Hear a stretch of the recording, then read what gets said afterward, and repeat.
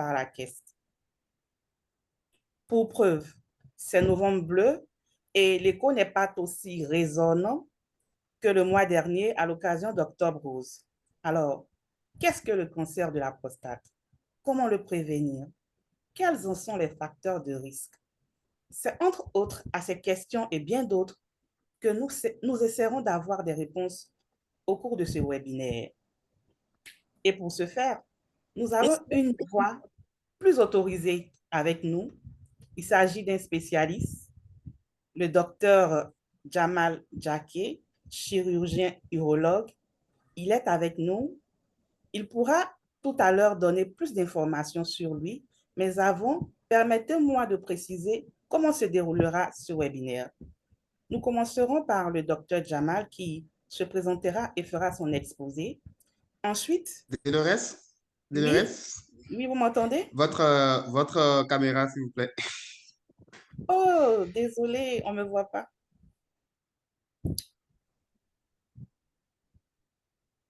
D'accord. Je disais que le docteur Jamal fera sa présentation, ensuite son exposé. À l'issue de cela, il y aura les questions de la modératrice et les échanges avec tous les participants. Voilà. Docteur Jamal, vous avez la parole. Bonjour, Madame Dolores P. Bonjour. Je voulais vous remercier. D'abord, je remercie ImoScience pour m'avoir invité pour pour faire une présentation sur le cancer de la prostate. Alors, d'entrée de jeu, comme vous l'avez dit, il fallait que je me présente. Je suis le docteur Jamal Jacquet. Je suis chirurgien urologue du Bénin.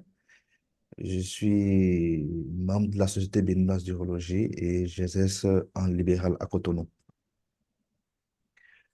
Alors, D'accord. comme vous l'avez dit, le cancer de la J'ai une prostate, petite question. Je oui. préfère quand même de voir le docteur parce que ça fera plaisir de poser un visage sur un nom aussi. Un nom qui peut être différent.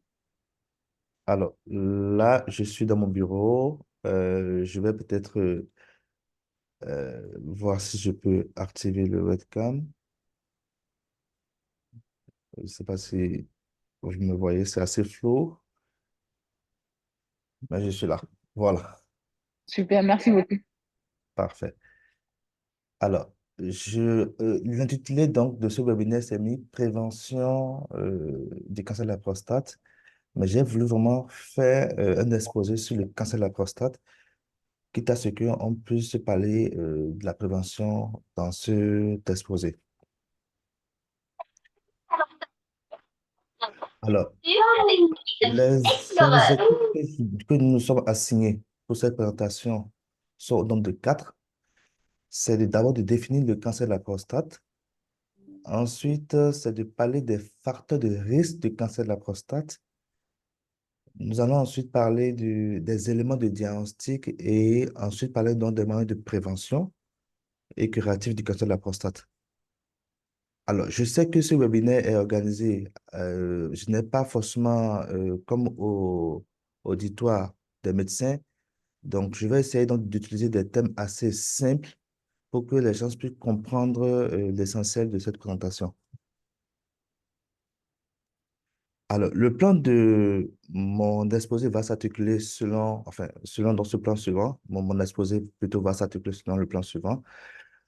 Je parlais d'abord une petite introduction. Ensuite, je parlerai d'une généralité. Ensuite, on parlera d'autres diagnostics et nous terminerons par le traitement avant de conclure. En introduction, nous dirons que la prostate, c'est un organe masculin.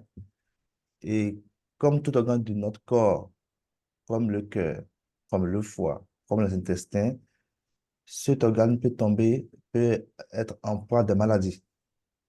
Et quand on parle de maladies, parfois c'est des cancers ou ce n'est pas des cancers. Et quand ce n'est pas des cancers, ce soit des infections ou des inflammations.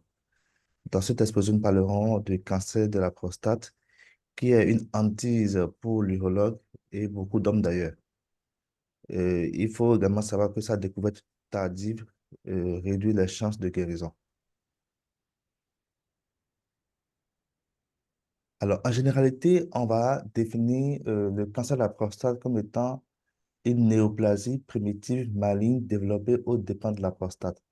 En termes plus clairs, c'est une prolifération, c'est-à-dire c'est une prolifération de cellules anormales aux dépens de la prostate tout simplement. Et pourquoi est-ce qu'il est intéressant de parler de ce sujet? Pourquoi est-ce qu'il est intéressant d'en parler? C'est parce que le cancer de la prostate est une pathologie qu'on voit au-delà euh, de 45 ans. Il est également intéressant de parler du cancer de la prostate parce que on s'est rendu compte, selon une étude qui a été faite au Bénin ici, au CNHU, par nos données collaborateurs, que, que 7% des patients qui venaient consulter venaient, venaient surtout par eux-mêmes.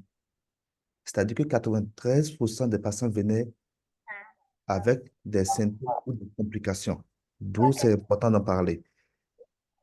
Et également, une autre étude a montré, faite par Avakujo et collaborateurs, que 86,6% des pathologies urologiques vues en public étaient en général le cancer de la prostate qui était le lead. Alors, il faut savoir également que le cancer de la prostate a beaucoup de traitements et qu'on peut en guérir, mais également qu'il y a beaucoup de Mais docteur, complications. Oui, votre PowerPoint ne suit pas, en fait.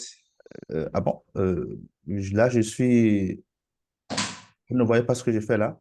Vous voyez? N- Non, ça ne bouge pas. Euh, je vois, Ou vous nous envoyez, on peut peut-être vous partager ça directement d'ici. alors, comment est-ce que je peux envoyer? C'est curieux. Après ce que vous pouvez faire aussi, c'est désactiver, Ah oui, mettre sur oui, un oui, c'est bon. partage et le Je pense relancer. que Vous ne pas c'est pouvoir. moi qui ai. Oui, c'est bon. Je Voilà, pense là que c'est c'est bon. mieux. Parfait. Donc là, je vais reprendre carrément. Je peux reprendre carrément, c'est mieux que je reprenne. Oui, oui. Oui, vous Parfait. pouvez répondre, docteur. Oui. Très bien. Donc, je disais que les objectifs assignés à cette prestation sont au nombre de quatre. C'est d'abord donc de définir le cancer de la prostate. Ensuite, de parler des facteurs de risque du cancer de la prostate, d'énumérer certains éléments de diagnostic et de terminer surtout par des moyens de prévention et curative du cancer de la prostate. Alors, comme plan, nous allons donc commencer par une introduction. Ensuite, nous allons parler donc des généralités, où nous parlerons donc de la définition de l'intérêt, des rappels anatomiques et des facteurs de risque. Ensuite, nous parlerons de diagnostic, proprement dit. Il s'agira de diagnostic positif et nous terminerons par un traitement, puis nous allons conclure.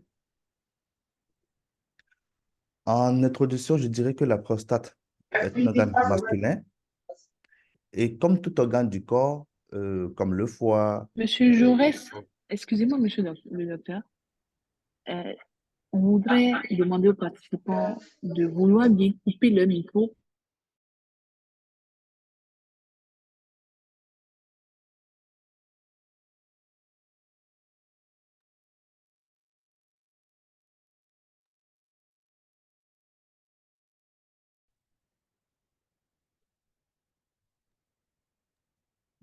oui, allô? Oui, c'est bon, on vous entend. Parfait. Alors, donc je disais que la prostate, comme tout organe du corps, peut être en proie des maladies. Et quand pas de pathologie, souvent de maladie, c'est d'avoir des cancers ou ce n'est pas des cancers. Et quand ce n'est pas des cancers, c'est peut-être des infections ou des inflammations. Nous parlerons de cancer de la prostate dans ce speech parce que c'est la hantise de l'urologue et de beaucoup d'hommes d'ailleurs. La découverte tardive du cancer de la prostate réduit les chances de guérison. Alors, en généralité, on définit donc le cancer de la prostate comme étant une néoplasie primitive maligne développée aux dépens de la prostate. En termes plus faciles, ça veut dire c'est une prolifération primitive de cellules malignes aux dépens de la prostate. Il est intéressant de parler de ce sujet parce que c'est une pathologie qui attaque, bon, c'est une pathologie de l'homme âgé, au-delà de 45 ans. Et il est également intéressant de parler de ce sujet parce que on s'est rendu compte C'est vrai, qu'une étude que Hodonou et collaborateurs ont c'est fait vrai. au CNHU à Cotonou a permis de remarquer que 7% des patients qui avaient des cancers de la prostate venaient consulter par eux-mêmes et 93% venaient consulter lorsqu'ils avaient des complications ou des symptômes. Et on s'est rendu compte que le cancer de la prostate, en termes de cancer urologique, selon une étude faite par Avakuja Colorateur, constituait 86,6% des cancers diagnostiqués Le nombre de en patients. urologie. Donc, c'est le chef de file des cancers urologiques d'ailleurs. Alors, il faut également savoir que le traitement existe et ils sont nombreux d'ailleurs. Et nous avons des complications qui sont multiples, surtout chez les patients qui sont métastatiques. Alors, ici, nous allons faire un petit rappel anatomique. C'est quoi la prostate? C'est un organe tout simplement qui a une forme de châtaigne. La châtaigne, c'est un fruit méditerranéen. Alors, j'ai mon curseur qui tourne là. Il a un poids normal compris entre 15 et 20 grammes et est situé juste derrière le pubis. Le pubis, c'est l'os que nous touchons quand on touche en général à partir des poils que nous avons au niveau du pubis. Juste derrière donc cet os, vous allez donc avoir la prostate qui est là. Et la prostate est située en avant du rectum et est située en dessous de la vessie. C'est ce que vous voyez là sur mon curseur. Elle est toute petite là. Alors, j'ai émis une autre image là qui est beaucoup plus parlante. C'est beaucoup plus une image pour nous médecins et urologues, qui est une classification de McNeil. Qu'est-ce que j'ai voulu montrer par cette image? C'est que la prostate chez nous, en urologie en général, est divisée en des zones. Et on s'est rendu compte que le cancer de la prostate, en général, touche 70%, est soit localisé au niveau de la zone périphérique, qui est d'ailleurs qui est accessible au doigt lorsqu'on fait un toucher rectal. Et c'est la zone numéro 1 que je montre ici. Et c'est ces zones que vous allez voir sur cette image-là, qui est là. C'est la zone numéro 1. Et entre autres, il faut dire que la prostate participe beaucoup à la fertilité chez les hommes et également un lieu de passage des urines. C'est également c'est son rôle, tout simplement. Alors, quels sont les facteurs de risque du cancer de la prostate? On n'entend pas un facteur de risque, c'est un élément qui augmente la probabilité de survenue de quelque chose, tout simplement. Je vais prendre un exemple très simple. Lorsque vous avez une moto et que vous devez rouler, si vous ne portez pas un casque, si vous faites un accident dans la voie publique, vous aurez un traumatisme crânien. Donc, le fait d'avoir pas un casque est un facteur de risque de traumatisme crânien. Alors, donc, un facteur de risque, c'est quelque chose qui augmente la probabilité de survenue d'un événement, tout simplement. Et quels sont les facteurs de risque du cancer de la prostate? La première chose, c'est l'âge. Plus vous prenez de l'âge et plus vous êtes en proie à avoir un cancer de la prostate. Ça veut dire que quelqu'un qui a 60 ans ou 70 ans pourrait avoir un cancer de la prostate que celui qui a 45 ans. Donc, l'âge est un facteur important. Et il faut également dire que le cancer de la prostate est un cancer androgéno-dépendant. Et quand on parle d'androgène, c'est par rapport à la testostérone. Ça veut dire que tant que les hommes ont de la testostérone, il peut toujours avoir un cancer de la prostate. L'autre facteur de risque, c'est la race noire. C'est-à-dire que le sujet noir, la peau noire, fait plus de cancer de la prostate que le sujet leucodème, c'est-à-dire que le blanc. Et le blanc fera plus de cancer de la prostate que le japonais. Ce sont des études épidémiologiques qui ont montré cela. Donc, on s'est rendu compte que le sujet noir fait plus de cancer de la prostate que le blanc et le blanc que le japonais.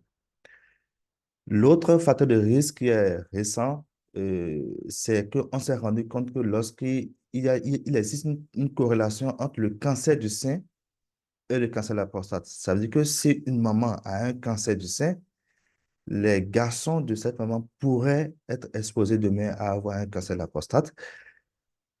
Également, on s'est rendu compte que c'est l'hérédité. Si dans votre famille, votre père ou un frère à votre père ou votre frère a eu un cancer de la prostate, le risque est plus élevé de 2 à 3 fois Donc, l'hérédité est un facteur de risque du cancer de la prostate.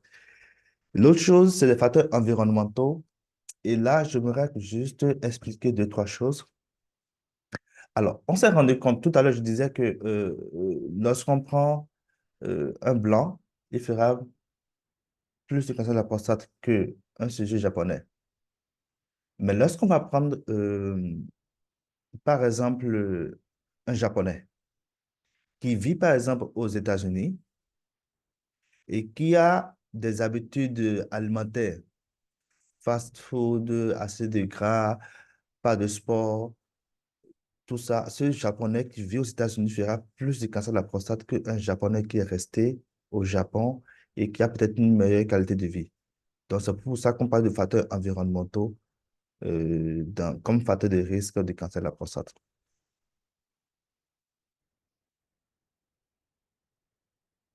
Alors, là, nous allons parler du diagnostic. Alors, et dans ce cas, nous parlerons des circonstances de découverte. Alors, on peut découvrir un cancer de la prostate de façon fortuite. C'est-à-dire que au cours d'une visite annuelle d'entreprise ou au cours d'un check-up volontaire par quelqu'un qui vient vous voir pour dire je vais faire mon check-up annuel ou lors d'un examen pour une autre maladie, quelqu'un qui vous amène chez un médecin, peut-être une constipation, peut-être autre chose que vous amène chez un médecin et au cours de l'exploration, il tombe fortuitement sur des analyses qui montrent que vous avez peut-être un cancer de la prostate. Le cancer de la prostate également peut être découvert lorsqu'il y a des symptômes. Et dans ce cas, c'est ce que nous appelons des symptômes urinaires du bas appareil. Et là, je vais utiliser des thèmes assez simples pour que l'auditoire puisse comprendre. Quand on parle de symptomatologie de symptômes, c'est quoi? C'est parfois une augmentation de la fréquence de miction la nuit. Parce que normalement, lorsque nous dormons, la vessie dort. Lorsque nous dormons, la vessie dort. Ça veut dire que on peut se réveiller 0 à 1 fois. La fréquence normale, c'est de 0 à 1 fois en moyenne. Ça veut dire que si quelqu'un se réveille plus de 2 fois, 3 fois, 4 fois, 5 fois, j'ai des patients qui viennent me voir, docteur, toute la nuit, je fais pipi, j'urine 10 fois la nuit, c'est qu'il y a un symptôme d'alerte. Autre symptôme d'alerte, c'est parfois des brûlures mictionnelles. C'est-à-dire que lorsque le patient urine, il vous dira, ça brûle, je sens que ça chauffe à l'intérieur. L'autre symptôme, c'est se presser pour aller faire pipi sans pouvoir se retenir. Donc, vous avez un patient qui a plus de 50 ans, 60 ans, qui vient vous voir pour dire, ah, dès que moi je sens le besoin d'uriner ou quand je suis en réunion, il faut que je me lève pour aller vite uriner. Je ne peux pas garder mes urines. Autre symptôme, c'est le fait de pousser pour uriner. Donc, pousser pour faire pipi. Il va rester, il va aider, donc il va pousser, comme quand on est constipé, on pousse, il va pousser pour que les urines sortent. Ou parfois, il va attendre un peu trop longtemps avant la sortie des urines. Ça, c'est surtout on voyage beaucoup. Dans les aéroports, quand nous voyons ça, vous voyez des hommes de plus de 50 à 60 ans qui viennent vous voir, qui viennent uriner et qui attendent trop longtemps, avant que les urines sortent. Tout ça sont des signes qui sont enfin, des signes d'appel d'une pathologie ou d'un malaise prostatique. Également, le patient va se plaindre parfois du fait que le jet urinaire est faible. Parce qu'en général, lorsque nous urinons, l'urine va très loin. Il va vous dire que c'est faible, ce n'est plus trop comme avant. Ou parfois, j'ai l'impression que quand j'urine pas à coup. Ça coupe, ça revient. Ou parfois, qu'à la fin, j'ai l'impression que je n'ai pas tout vidé. Ou qu'à la fin, j'ai déjà des gouttes qui traînent. Parfois également, le patient vous dira, j'ai la présence de sang dans les urines ou dans le sperme après le rapport sexuel. Alors, le diagnostic également peut se faire en phase de complications. Dans ce cas, c'est un patient qui vous dira, depuis quelques semaines, je ne mange plus très bien, j'ai perdu du poids, je suis très fatigué, j'ai parfois des douleurs dans le bassin, ou parfois mes pieds qui sont enflés, ou parfois je suis constipé, ou ça n'a pas des métastases. Voilà donc les trois façons dont on peut découvrir que ce monsieur a peut-être un cancer de la prostate. Alors, l'examen clinique, et qui est le plus important d'ailleurs, Donc, lorsque ce patient vient en consultation, nous allons procéder à un interrogatoire poussé. On va rechercher donc tous ces symptômes que je viens de citer, les symptômes urinaires du bas appareil, ses antécédents personnels familiaux, ses habitudes alimentaires, est-ce qu'il fume, est-ce qu'il ne fume pas, est-ce qu'il prend de l'alcool. On lui posera toutes les questions à l'interrogatoire. Et on terminera par ce qu'on appelle un toucher rectal, qui est l'examen le plus capital au cours de l'examen clinique. Ce toucher rectal se fait en consultation, il n'est pas douloureux, il faut rassurer le patient. Le médecin l'urologue passera son index protégé par un gant et lubrifié avec souvent de la vaseline pour passer par l'anus, pour aller toucher la zone périphérique que j'ai expliquée initialement dans le rapport anatomique, pour aller toucher la prostate. En cas de cancer de la prostate, on aura donc une anomalie que l'urologue va constater en examinant son patient. Au décours de cet examen physique, l'urologue pourra donc demander un dosage sanguin. C'est ce qu'on appelle le PSA, c'est le P prostatique spécifique antigène, qui est spécifique de la prostate, mais qui n'est pas spécifique du cancer de la prostate. C'est-à-dire quoi? C'est-à-dire que la normale, le PSA normal doit être inférieur à 4 nanogrammes par millilitre. Ça veut dire que si vous allez voir un neurologue et que demain, il vous fait un PSA et que ce PSA est à 5 ou à 6 ou à 10, ça ne veut pas dire forcément que vous avez un cancer de la prostate. Ça peut être lié peut-être à une infection urinaire ou à une inflammation ou à autre chose. Donc, l'urologue va donc forcément interroger ce patient et comprendre un peu s'il n'y a pas d'autres facteurs qui pourraient expliquer une élévation ponctuelle du PSA. Alors, si le PSA était élevé, l'urologue, nous avons aujourd'hui des recommandations qui demandent de demander directement une IRM prostatique qui va permettre de faire ce qu'on appelle des classifications. On pourra classer donc les lésions qu'on trouvera au niveau de la prostate en pyrade 3, 4 ou 5. Et plus c'est élevé, plus c'est suspect, plus c'est suspicieux. Et l'urologue va donc réaliser ce qu'on appelle la biopsie prostatique éco-guidée, qui se fait au cabinet ou à l'hôpital et qui n'est pas douloureux, puisqu'on le fait sous anesthésie locale.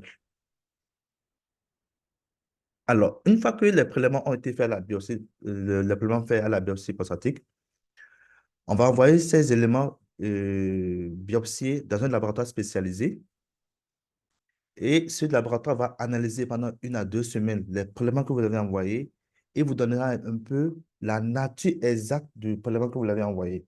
C'est-à-dire quoi? C'est un peu comme la carte d'identité de la maladie. Donc, il vous dira, ah oui, ce que vous avez envoyé, c'est un adénocarcinome. Ce que vous avez envoyé, c'est un carcinome muscineux, c'est un carcinome canalaire, c'est telle chose. Et vous donnera un peu ce qu'on appelle, dans notre jargon, le score de Gleason. Alors, ce que je dis souvent d'habitude à mes patients, le score de Gleason, c'est un peu comme quand vous prenez un militaire. Vous avez le capitaine, vous avez un commandant, vous avez un colonel, vous avez un général. Donc, plus le Gleason est élevé et plus le cancer est méchant.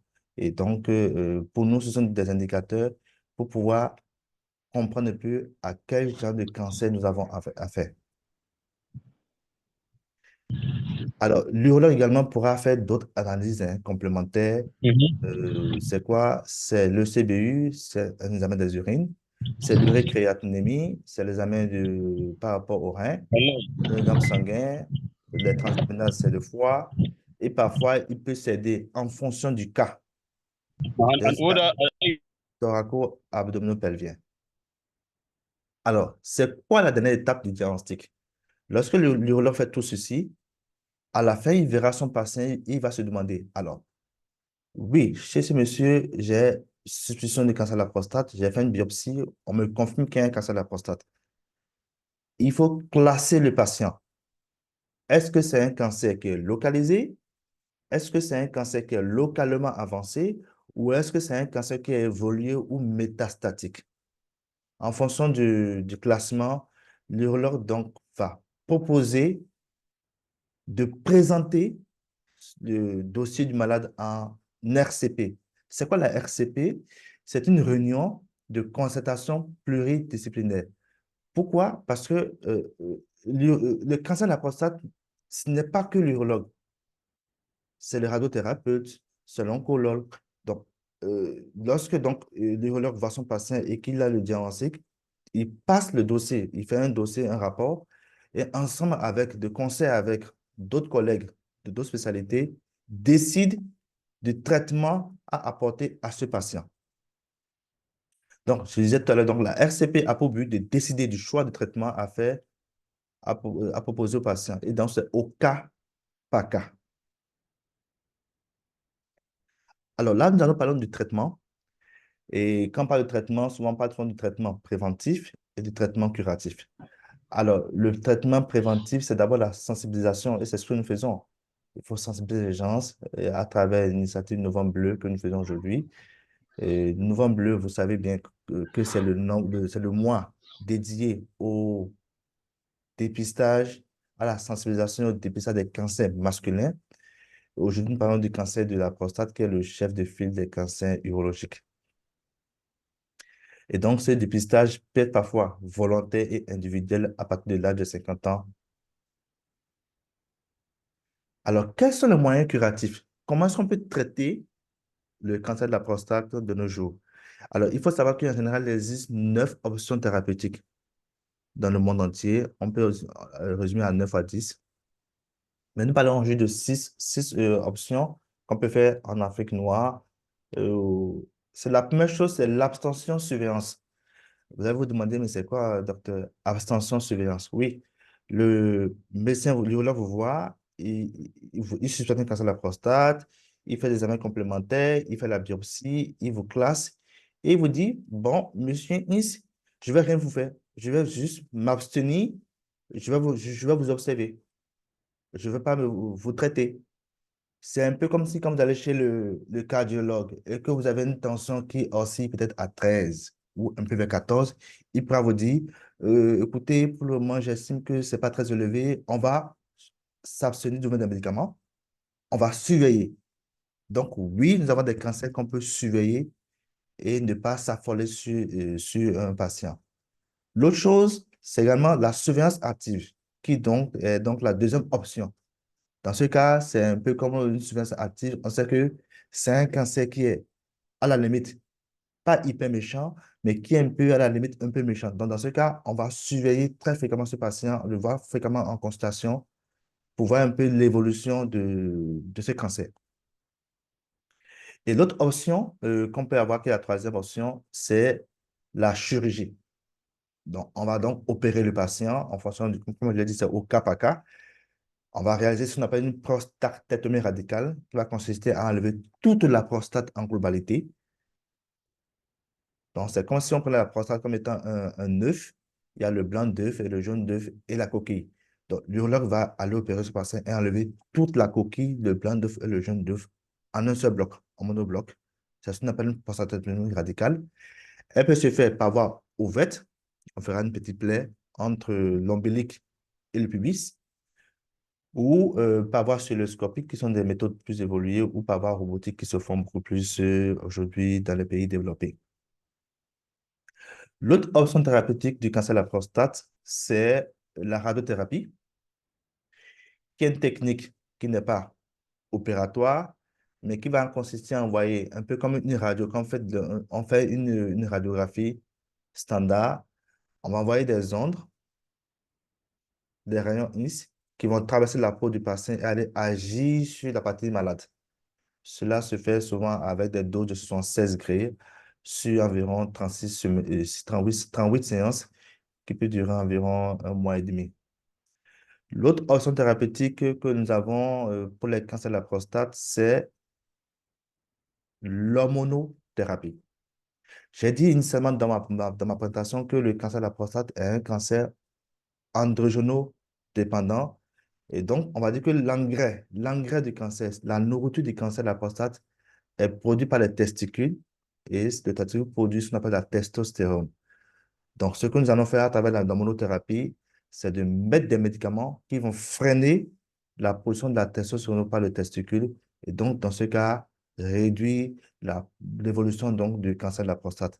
Et quand on parle d'hormonothérapie, nous avons plusieurs hormonothérapies. Nous avons des hormonothérapies de première génération, et de deuxième génération. Ensuite, ça va être parfois la chimiothérapie, qui est également une option thérapeutique qu'on pourra proposer aux patients. Bien sûr, après la RCP dont j'ai parlé, et là, il s'agit de molécules qu'on va vous perfuser à des séquences et à des périodes données. Il s'agit ici donc de la docétacelle associée à d'autres molécules et qui ont fait quand même qui donnent de très bons résultats. Alors, en conclusion, nous dirons donc que le cancer de la prostate est une réalité. C'est une pathologie du sujet âgé. Le diagnostic se fait par un toucher rectal après une biopsie en suivi de ce qu'on appelle un examen anatomopathologie, qui est un examen qui se fait dans un laboratoire assez spécialisé. Et ensuite, le traitement précoce est gage de guérison. Lorsque c'est diagnostiqué tôt et qu'on traite, on en guérit. C'est un des rares cancers dont on peut guérir. Et la prévention passe par le dépistage individuel, qui reste le moyen à recommander aux personnes encore bien portantes. Je voulais remercier pour votre attention. Merci beaucoup. Merci beaucoup, docteur, pour ce brillant exposé. J'espère, j'ai été vraiment édifiée. Je crois que c'est pareil aussi pour les participants. Et donc, je vais faire une toute petite synthèse de votre exposé. Vous avez commencé par définir la prostate. Vous avez Oui, dit que c'était un organe masculin et que on parle de cancer de la prostate lorsque cet organe masculin-là, est touché par une prolifération de cellules malignes. Il y a cancer de la prostate. effectivement. Ensuite, vous avez mentionné les facteurs de risque au nombre desquels un âge supérieur à 60 ans. Vous avez également dit que la race noire est facteur de risque de cancer de la prostate, de même que des facteurs héréditaires tels que des antécédents de cancer de sein chez la mère et même des antécédents de cancer de la prostate dans la famille. Oui. Vous avez également énuméré les facteurs environnementaux tels et aussi les habitudes alimentaires, la sédentarité, et vous avez mentionné également que le diagnostic peut se faire lors d'une visite annuelle chez le médecin ou d'un check-up volontaire. Vous avez continué par énumérer les symptômes du cancer de la prostate.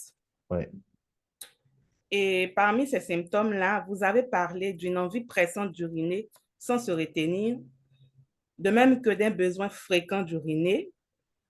Vous avez aussi mentionné le fait que attendre trop longtemps avant la sortie des urines est aussi un facteur à risque. De même que le jet faible, c'est-à-dire uriner faiblement.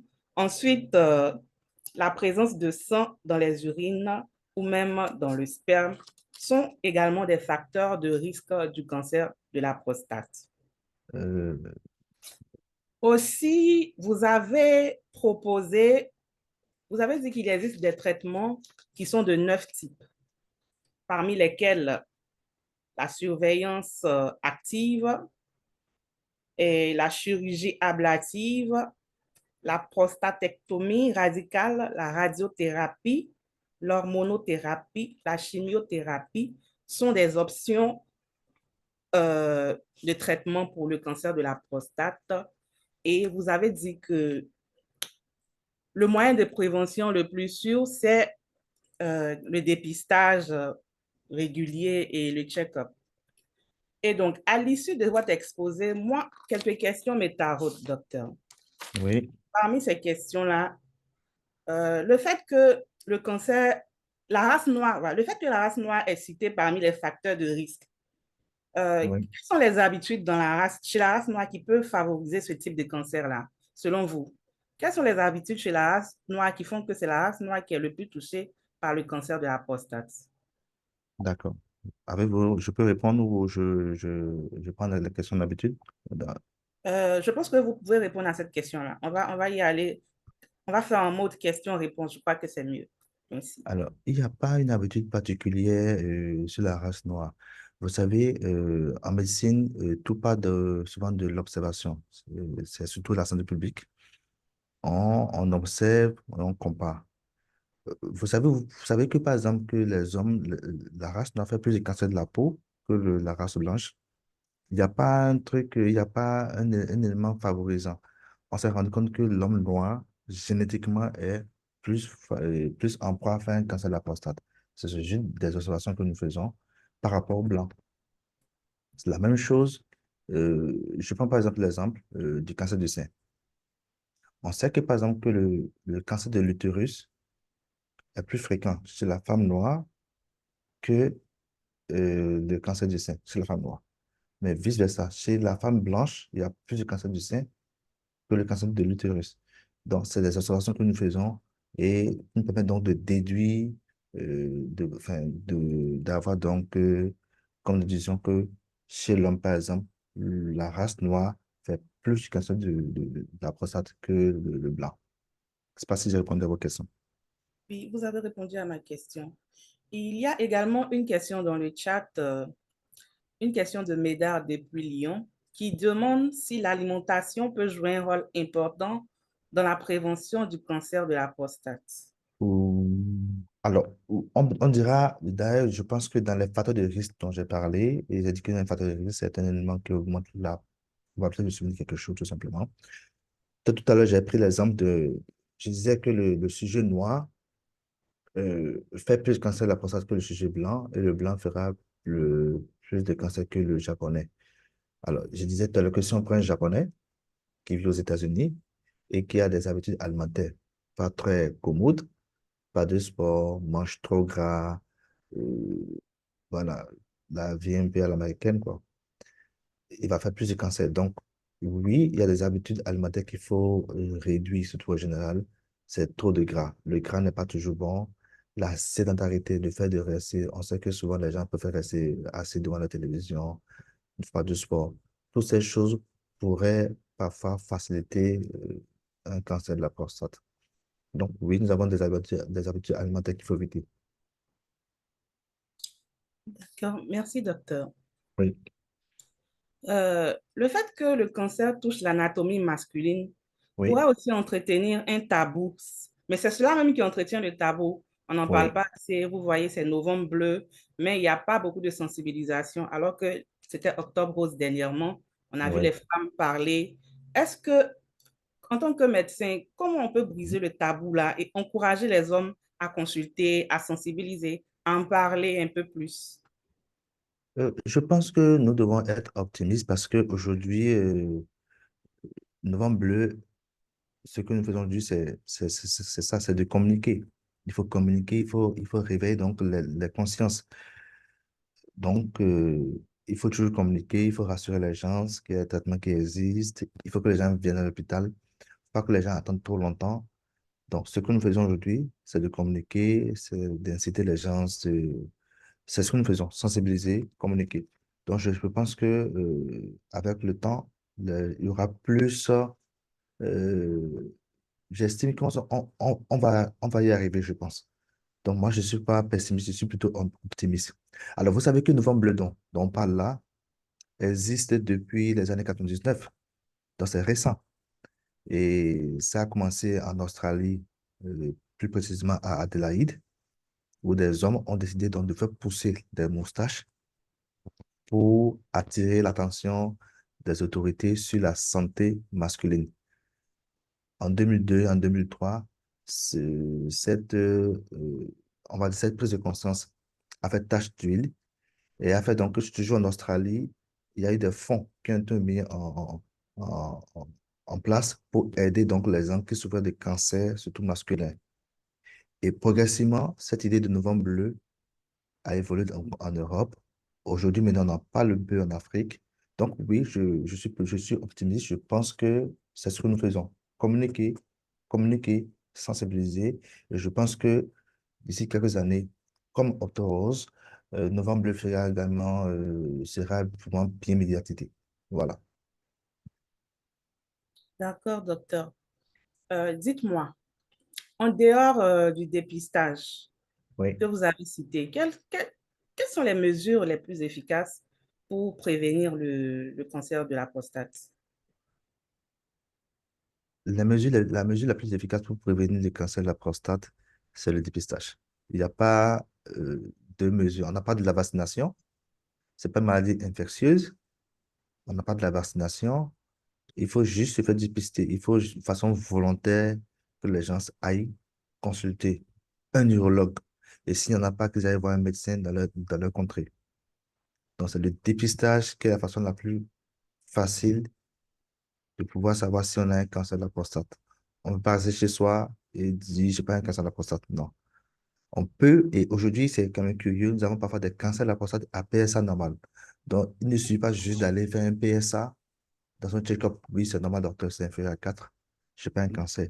Parfois, on a des cancers à PSA normal. D'où l'important de voir un neurologue une fois chaque année ou quand on a plus de moyens, chaque 6 mois pour être sûr qu'on n'a pas cette pathologie. Surtout que si on sait que dans la famille, nous avons des antécédents de cancer de la prostate ou de sein chez sa maman. Donc, le dépistage reste aujourd'hui le socle, le socle de la prévention. D'accord, Si merci, Dolores le docteur. permet, Oui, alors allez-y. Dolores, Oui, je pense que comme nous sommes dans le mois de novembre bleu, il y a des initiatives de dépistage qui sont peut-être en cours. Peut-être que si le docteur peut en parler brièvement et peut-être inviter les gens à y participer, ce serait aussi une belle opportunité. Merci beaucoup. C'est vrai qu'il y a des initiatives qui sont faites. Là, nous sommes au Bénin ici. Je ne sais pas si vous en avez en Côte d'Ivoire, mais ce que je sais, par exemple, le cabinet d'urologie Salam, dont je suis le promoteur, le responsable, a fait une campagne de dépistage du 4 novembre au 15 novembre pour inciter les gens à venir. Nous avons eu des partenaires qui ont mis de l'argent pour payer donc gratuitement les bilans. Et donc, les gens sont venus. On avait vraiment eu un budget pour juste 50 personnes pour cette année. L'année passée, nous avons eu un budget beaucoup plus gros. Donc, petit à petit, c'est d'amener les gens à comprendre que la santé masculine compte également, puisque on sait que, qu'on ne le veuille pas, l'homme aujourd'hui est le socle de la famille. Donc, oui, il y a des initiatives qui sont faites à Cotonou au Bénin. Voilà. Des cliniques aussi, aujourd'hui, font cette initiative pour que des gens puissent venir les consulter et savoir un peu enfin, ce qu'il en est par rapport à la santé prostatique. d'accord, docteur. Et toujours au sujet du dépistage, vous avez Oui, dit que l'âge de 60 ans, l'âge supérieur à 60 ans est un oui, facteur de risque. Et donc, moi, oui. j'aimerais vous demander, à quel âge vous recommandez aux hommes de se faire dépister régulièrement? Alors, je peux dire par exemple, dès qu'on a 45 ans, il faut commencer à y aller. Parce qu'on voit des cancers de plus en plus jeunes. Figurez-vous que moi, dans ma cohorte de patients, j'ai un patient de 44 ans qui n'a aucun antécédent, ni père ni rien, et qui a fait fortuitement un check-up comme ça, et on s'est rendu compte que ce n'était pas normal. Donc aujourd'hui, les cancers, ça ne...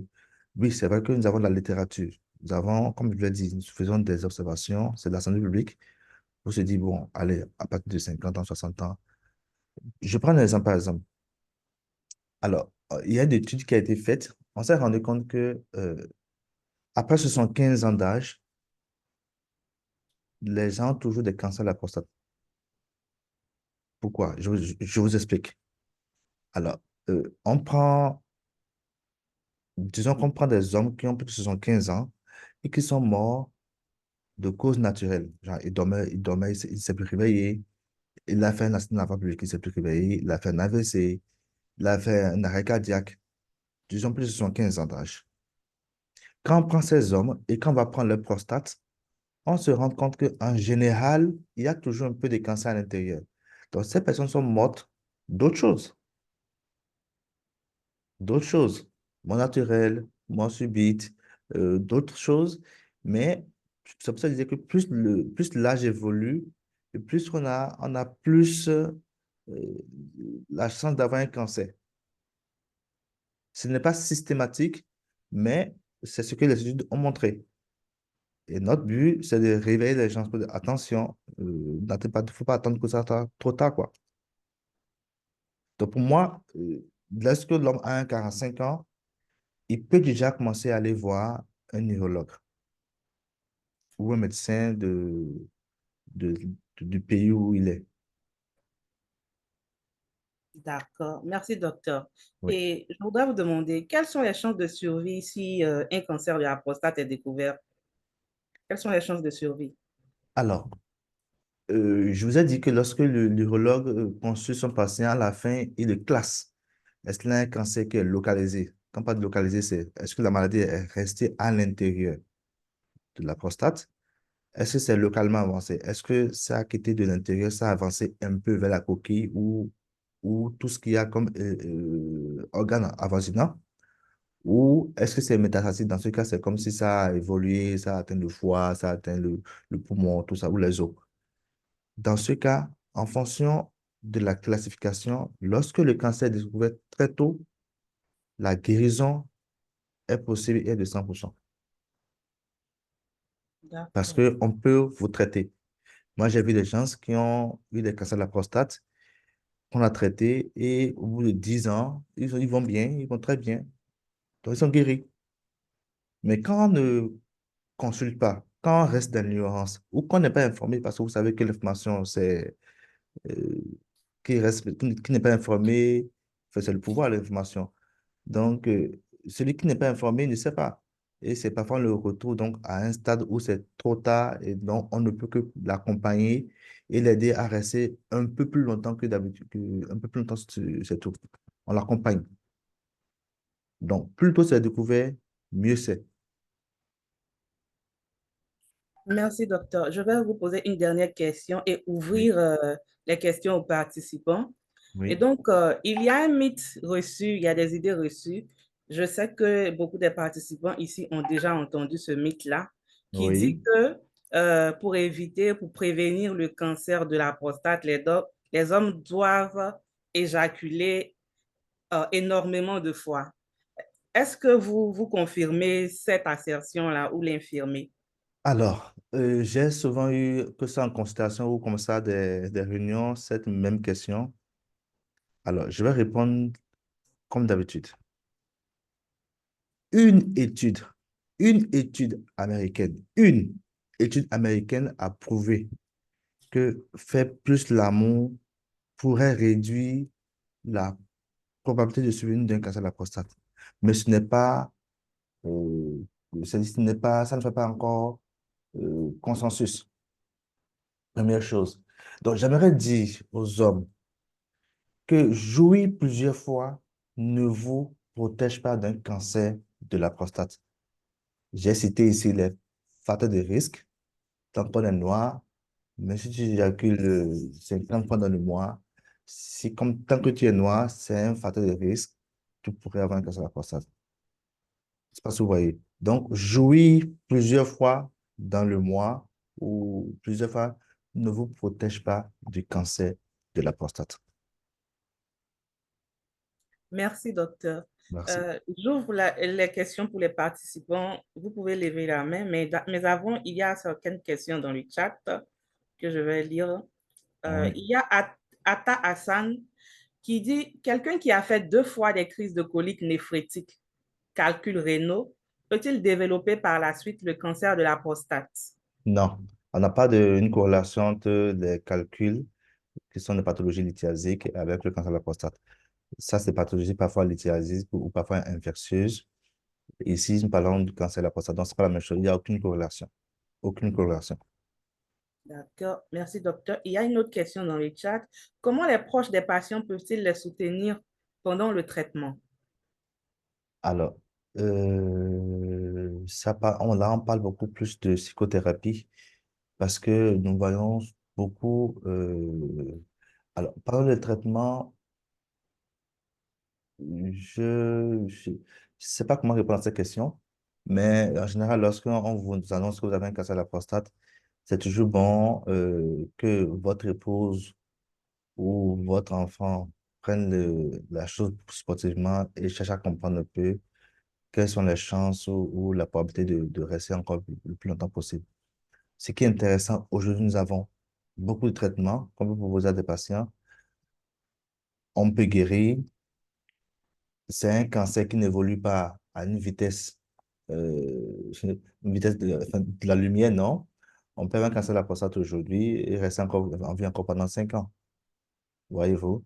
Donc, comment accompagner? Il faut juste expliquer les choses aux gens.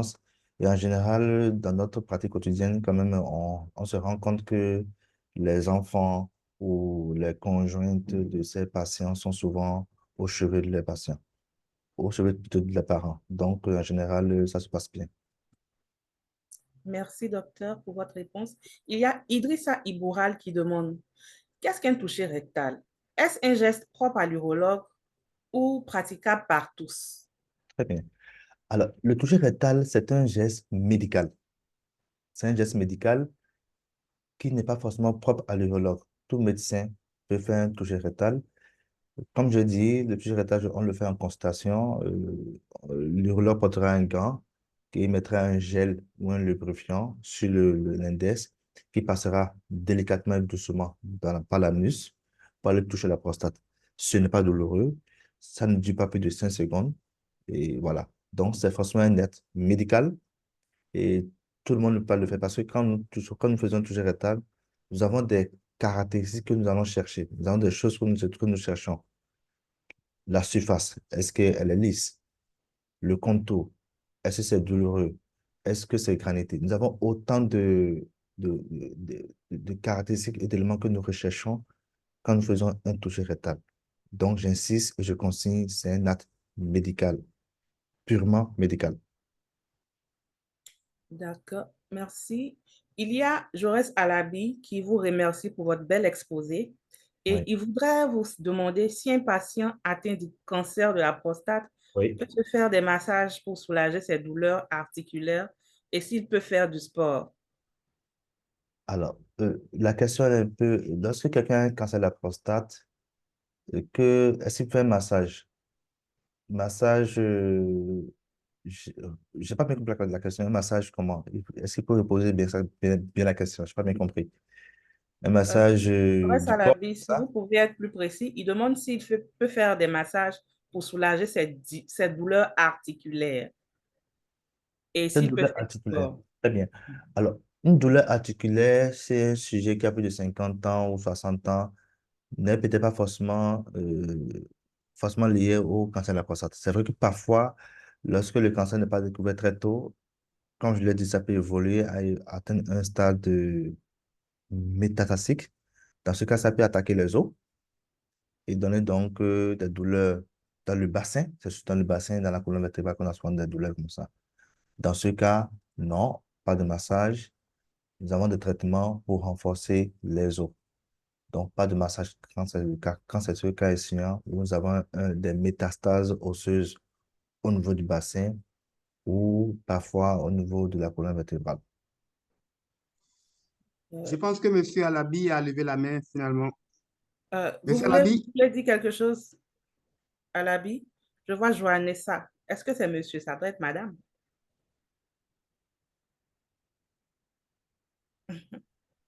Vous voulez intervenir, Alabi? Oui, alors c'est la sœur de Jaurès Alabi.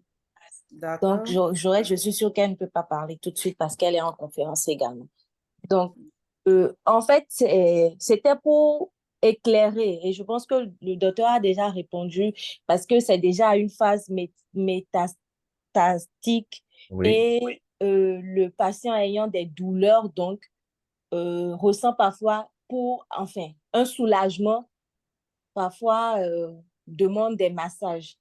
Donc, c'était pour savoir, et comme vous avez déjà répondu que normalement non, alors quels sont les traitements ou avec quoi on peut soulager le patient quand il y a ce genre de douleurs qui sont très, très vives et parfois l'emmènent à avoir des difficultés peut-être à se coucher, se relever, se marcher, vous comprenez, pour un patient qui est un peu trop en mouvement en fait. oui. Voilà, Je remercie merci. pour votre question. Alors, effectivement, Oui. parfois, lorsque la maladie est très évoluée, découverte tardivement, les os sont fragilisés et le patient va se plaindre donc d'une douleur. Nous avons ce qu'on appelle l'échelle visuelle analogique, qui est on va dire une règle qui nous permet donc d'évaluer la douleur chez un patient. Vous avez des patients qui ont très mal, d'autres ont moins mal et d'autres pas du tout. En fonction de l'EVA, l'échelle visuelle analogique, nous avons des médicaments qu'on peut mettre. Nous avons du paracétamol qui est un antalgique. Nous avons parfois des anti-inflammatoires qui peuvent venir s'associer au paracétamol. Nous avons des molécules comme le tramadol. Et parfois, on peut aller même jusqu'à la morphine. Donc oui, la gestion de la douleur dans le cancer, c'est curieux, c'est quand même une spécialité également. Donc oui, on peut s'aider avec des médicaments en fonction de la douleur pour soulager le patient. Le plus important pour nous, c'est qu'il y ait une meilleure qualité de vie. Il faut que le malade ait une meilleure qualité de vie. Donc parfois, on peut s'aider de, euh, parfois le rhumatologue, parfois, nous avons aujourd'hui des neurochirurgiens qui sont quand même parfois aussi même experts de la douleur, qui peuvent parfois mettre des traitements pour aider pour la douleur. Donc, c'est vraiment au cas par cas. Donc, oui, il existe des traitements jusqu'à la morphine pour aider pour que la personne n'ait pas de tout mal. Merci, docteur. Il y a Espero qui dit que vous avez mentionné les facteurs environnementaux comme facteurs de Oui. risque et il Oui. demande si c'est l'alimentation en désordre en Afrique qui cause le cancer de la prostate chez la race noire. Non, ce n'est pas de l'alimentation des autres. J'ai bien dit que la race noire fait plus de cancer de la prostate. Donc, ce n'est pas l'alimentation des autres. J'ai juste mis les facteurs environnementaux pour dire quoi? Lorsque quelqu'un qui n'est pas très en proie à avoir un cancer de la prostate quitte son milieu et va dans un milieu où il y a d'autres habitudes alimentaires qui ne sont pas forcément les bonnes, il va s'exposer très vite à un cancer de la prostate. C'est pour ça que j'ai pris l'exemple d'un Chinois qui vit aux États-Unis, enfin, un Japonais qui vit aux États-Unis et un Japonais qui vit au Japon. C'est deux milieux différents, deux environnements différents, donc deux habitudes alimentaires différentes, des comportements différents, et donc lui il est plus exposé que celui qui est de l'autre côté. Merci, docteur. Il y a dans le chat une question de Joannessa Alabi qui demande quels sont les risques après l'opération et quelle est la durée de vie d'un patient après l'opération. Très bien. Ça, c'est une très belle question. Je me suis permis de ne pas mettre ça dans mon exposé en espérant euh, que ça vienne dans la question.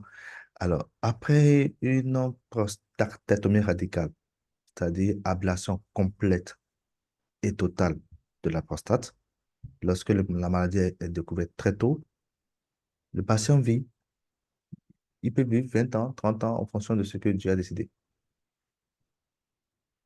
D'accord? Il peut D'accord. vivre le plus longtemps possible. Et je pense qu'à part cette question, il y avait quoi comme question? La durée et quoi d'autre encore, s'il vous plaît? La question? Elle demande si la durée, bien sûr, la durée de vie Oui, oui, après durée de vie. l'opération. Oui, et il y avait également une autre, je crois qu'il y avait une autre question dans la question, je pense. Il y avait une autre préoccupation. Durée de vie et, je sais pas le temps de noter. Bon, je regarde. Oui. Elle a demandé les risques après l'opération et Voilà. la durée de vie après l'opération. Alors, il n'y a pas de risque, c'est plutôt, vous peut-être parler des effets secondaires, voilà, qu'on pourrait avoir, ou des complications. Je crois que c'est ce qu'elle veut parler, c'est ce qu'elle veut dire en disant risque. Bien sûr. Alors, après une prostatectomie radicale, alors je vais revenir un peu sur l'image de rappel. Alors, Dieu a créé la vessie que vous voyez ici. En dessous, vous avez la prostate.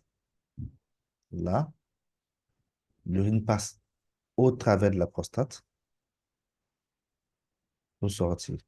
Alors, l'urologue va dire, je vais enlever tout ça. Je vais enlever tout ceci. Et quand il enlève tout ceci, le petit bout de l'urètre, là, il va le coller directement à la vessie. Donc, j'ai enlevé quelque chose que Dieu a créé. Il y aura, il y aura plus la même stabilité qu'avant. Donc, parfois, lorsqu'on opère de la prostatectomie radicale, on pourrait avoir de l'incontinence urinaire. Donc, vu que si je colle directement le bout de l'urètre là, directement à la vessie, on pourrait parfois avoir des incontinences urinaires qu'on peut traiter. Il faut également savoir que au cours d'une prostatectomie radicale, les nerfs de l'érection parfois sont collés à la prostate. Donc, on pourrait parfois avoir aussi des problèmes d'érection qu'on peut traiter également ultérieurement en consultation. Donc, souvent, les risques, c'est souvent beaucoup plus des problèmes d'incontinence urinaire et des problèmes de dysfonction érectile. Merci, docteur. Il y a Oswald Wessou qui a levé la main. Monsieur Oswald, vous pouvez poser votre question. Merci, madame. C'est juste un complément. Déjà, je remercie mon collègue Gamal pour la présentation qui est limpide, succincte et très compréhensible. Moi, je suis médecin oncologue radiothérapeute. J'ai suivi la présentation. C'est juste un complément. Donc, c'était par rapport à la douleur osseuse due aux métastases. C'était pour dire que, bon, après les traitements médicamenteux, si la douleur persiste, on peut aller à la radiothérapie Oui, antalgique à but pour diminuer la douleur.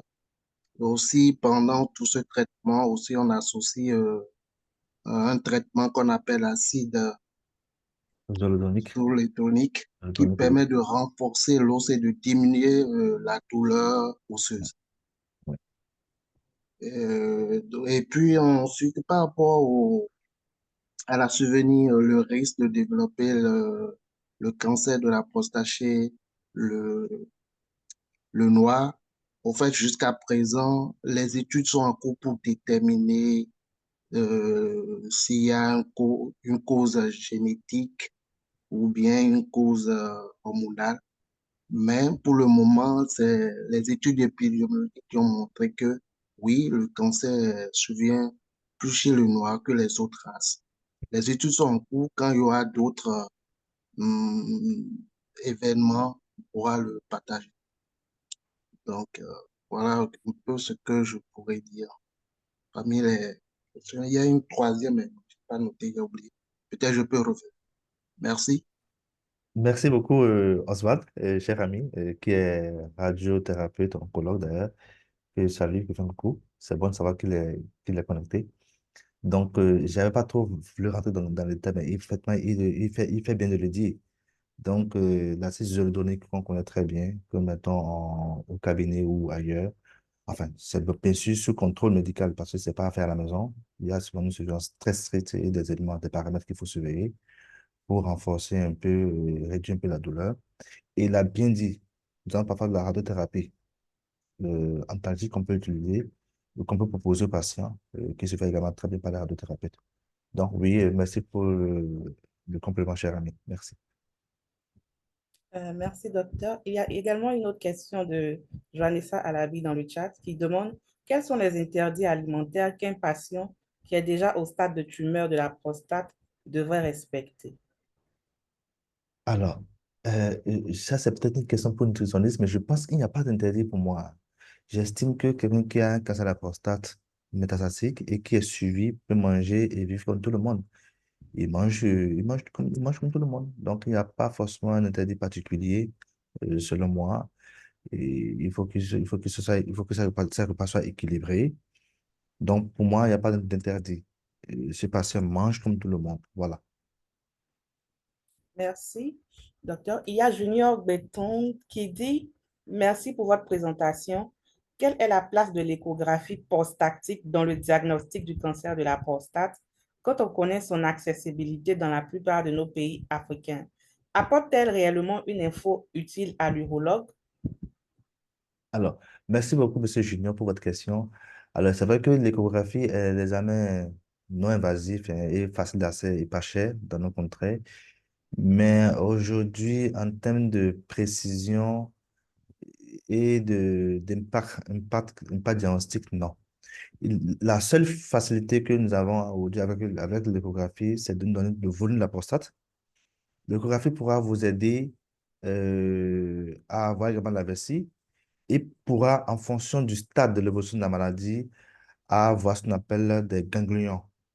Des ganglions qui sont entre la veine cave inférieure et l'aorte. Donc, ça qu'on appelle des ganglions inter-aortico-cave. Et voici, il n'y a pas de ganglions également au niveau des gros vaisseaux pelviens. Donc, le cancer, enfin, l'échographie aujourd'hui est plus à but morphologique et non diagnostique réellement. C'est morphologique. OK, j'ai une prostate de combien de grammes? Est-ce que la vessie, comment est-ce que la vessie se comporte? Le rein et également les ganglions. Donc, c'est beaucoup plus dans c'est important. D'ailleurs, même dans la pratique quotidienne, l'urologue ou le radiologue sont souvent appelés à faire des échographies de la prostate. Mais en termes de diagnostic du cancer de la prostate, non.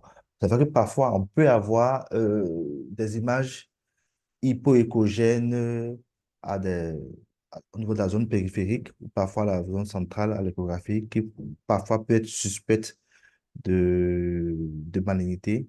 Mais aujourd'hui, l'examen le plus, on va dire, le plus parlant et qui peut vraiment guider, c'est l'IRM de la prostate. Merci, docteur. Il y Ouais. a également une autre question dans le chat de Naimi Ahmed. Il dit, existe-t-il des modifications du mode de vie ou des stratégies d'auto-soin qui peuvent contribuer à soutenir mon traitement et à améliorer les résultats? Alors, vous voulez bien me relayer la question parce que je n'ai pas bien compris. Existe-t-il des D'accord. modes de vie? Il demande, existe-t-il des modifications du mode de vie ou des stratégies d'auto-soin qui peuvent Oui. contribuer à soutenir le traitement et à améliorer les résultats? Alors, je pense que peut-être que si je comprends bien, c'est savoir est-ce qu'il y a des moyens Je veux dire, est-ce qu'on peut changer quelque supplémentaires. chose dans son quotidien Oui, et des stratégies de soins qu'on peut s'apporter soi-même oui, pour contribuer à soutenir le traitement bien médical sûr, là, et pour bien sûr, améliorer les résultats?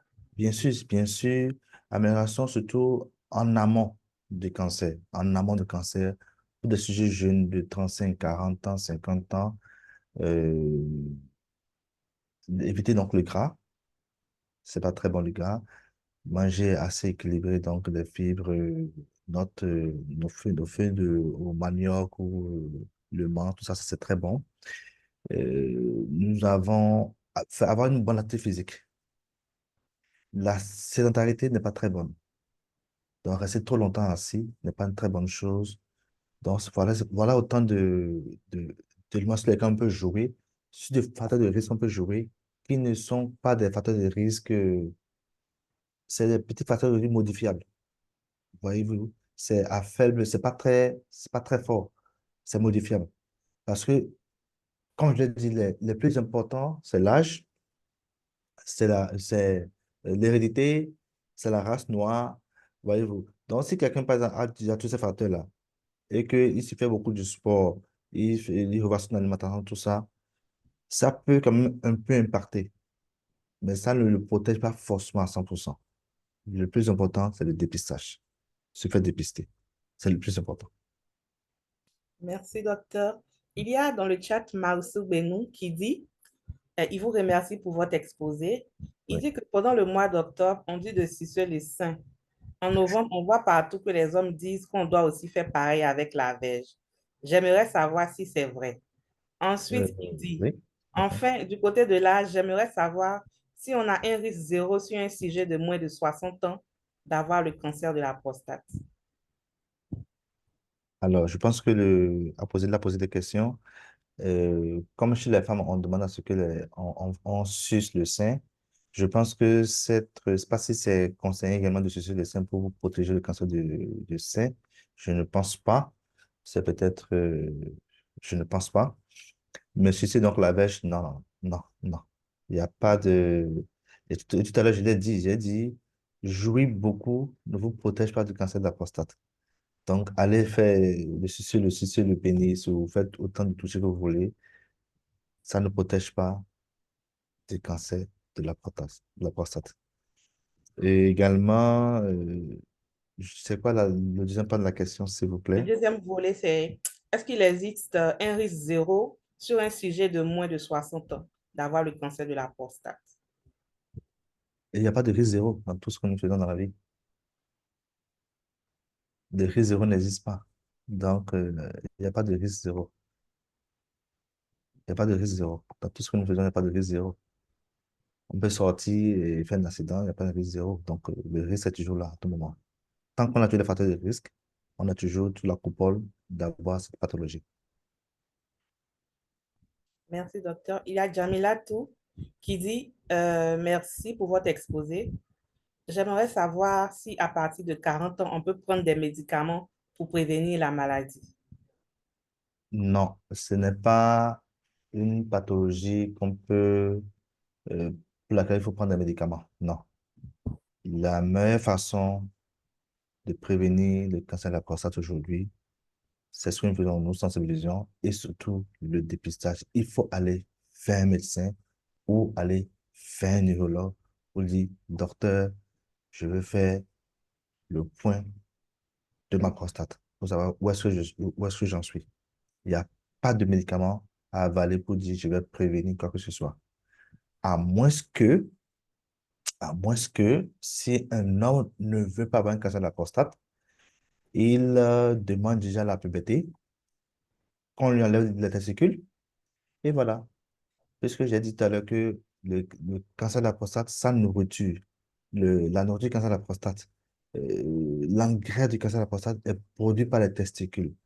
Donc, soit c'est de très tôt, comme on le fait dans les royaumes en Afrique, souvent, les gars du corps, les épouses du roi sont souvent castrés. Soit on le casse complètement, déjà 10 ans, 11 ans, 12 ans, on le casse. Et comme ça, il n'aura jamais un cancer de la prostate. Merci, docteur. Il y a enfin Anissé Nyon-Davy qui dit, est-ce qu'il n'y a pas association entre le cancer de la prostate et les autres cancers? Pour dire que avoir le cancer de la prostate augmente la probabilité d'avoir le cancer de l'œsophage, du poumon, etc. Il demande Alors, si le cancer est-ce de qu'il la... existe une corrélation? Oui. Alors, j'ai dit tout à l'heure que il existait une corrélation oncogénétique entre le cancer du sein et le cancer de la prostate. Aujourd'hui, nous avons cette information.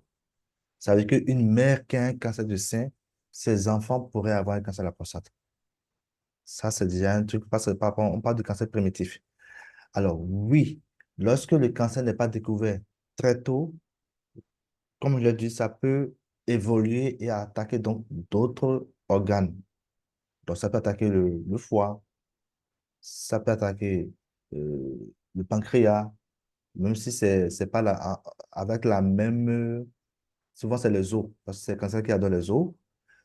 Ensuite, c'est les ganglions, c'est le foie, c'est le poumon, c'est le cerveau. Voici souvent les zones où on a souvent des métastases du cancer de la prostate.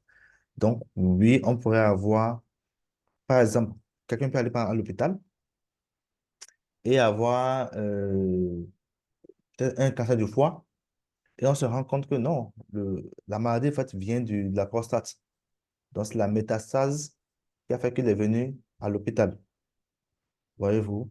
Donc, c'est en cas de métastase, tumeur secondaire, que parfois cette maladie peut évoluer.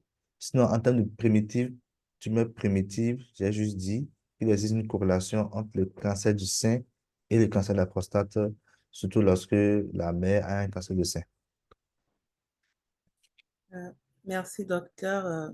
Je crois que je vais juste poser une question dans le chat, Oui, puis on va essayer de conclure puisqu'on a déjà dépassé le temps imparti. Il y merci. a une question de Joannessa Alabi qui dit, qu'est-ce qui peut expliquer une augmentation du PSA pour un patient déjà sous injection? Très bien. Alors, c'est une très belle question. Alors, qu'est-ce qui peut expliquer donc une élévation, c'est ce qu'on appelle parfois des récidives biologiques? C'est une très belle question. Parce que parfois, vous avez parfois des patients qui viennent vous voir, c'est peut-être un cancer localement avancé, vous faites la biopsie, vous le classez, la RCP dit qu'il faut faire ce qu'on appelle une hormonothérapie. C'est souvent des injections qu'on fait chaque 3 mois ou chaque 6 mois. Ça se passe très bien, vous avez une belle courbe, une bonne descente de votre PSA. Et après, ça reprend. Alors, qu'est-ce qui peut expliquer? C'est ce qu'on appelle des récidives biologiques. Dans ce cas, en fonction, si c'est que la personne est sur une hormonothérapie de première génération, on pourrait renforcer le traitement ou passer parfois le témoin au radiothérapeute et aussi à l'oncologue qui ont aussi le mot à dire dans cette pathologie. Donc, parfois, en cas de récidive, c'est comme si la maladie reprenait un peu la force. Dans ce cas, on peut avoir une élévation du PSA. Maintenant, comme je l'ai dit, il ne faut pas écarter toute pathologie infectieuse parce que quelqu'un qui a un cancer de la prostate il peut faire une infection urinaire. Et s'il fait une infection urinaire, ça peut faire que son PSA peut également augmenter. Voilà. Excusez-moi, Madame Bako, pouvez-vous désactiver votre micro, s'il vous plaît? Bako, s'il vous plaît, vous pouvez désactiver. Merci. Oui, docteur. Donc, une élévation du PSA chez quelqu'un qui est sous traitement déjà peut être souvent liée à ce qu'on appelle une récidive biologique et pour laquelle on pourra parfois renforcer le traitement avec soit chez les oncologues, de la chimiothérapie ou de la radiothérapie, ou parfois mettre de la monothérapie de deuxième génération en fonction du traitement. J'estime que ce sont des détails, mais bon, on en parle, les questions sont bienvenues. Merci beaucoup, docteur. Vous avez répondu à beaucoup de nos préoccupations. Je crois que tous ceux qui participent à ce webinaire aujourd'hui en ressortent avec beaucoup d'informations et beaucoup vraiment d'informations sur le cancer de la prostate. Et donc, je retiens quelques aspects clés. Vous avez Oui. dit de commencer le dépistage dès 45 ans et que les chances de survie lorsque la maladie est découverte tôt sont de 100%. Et de même, vous avez dit qu'il ne faut pas se fier à cette étude américaine qui dit que faire l'amour pourrait prévenir le cancer de la prostate parce que le moyen de prévention efficace reste le dépistage. Et Oui. donc, docteur, si vous avez quelque chose à ajouter pour terminer, vous avez la parole. Bon, je voulais vous remercier à ImoScience de m'avoir invité et également demander à vous, vous les femmes, vous qui êtes nos mères et vous qui nous portez, de réveiller la conscience des hommes, de vos maris, de vos frères, vos cousins, tout le reste, de leur dire attention, le cancer de la prostate est une réalité, qu'il faut aller à l'hôpital voir un neurologue pour faire un peu le point de sa santé prostatique. Et vive Novembre Bleu. Merci. Merci, docteur. Merci à tous les participants. Vous avez entendu le docteur. Alors, messieurs, je vous recommande de vous faire dépister et aussi de briser le tabou autour de ce cancer qui fait ravage dans votre jante. Inspirez-vous aussi des femmes cette fois-ci, comme on le fait à l'occasion d'Octobre Rose, à l'occasion aussi de Novembre Bleu.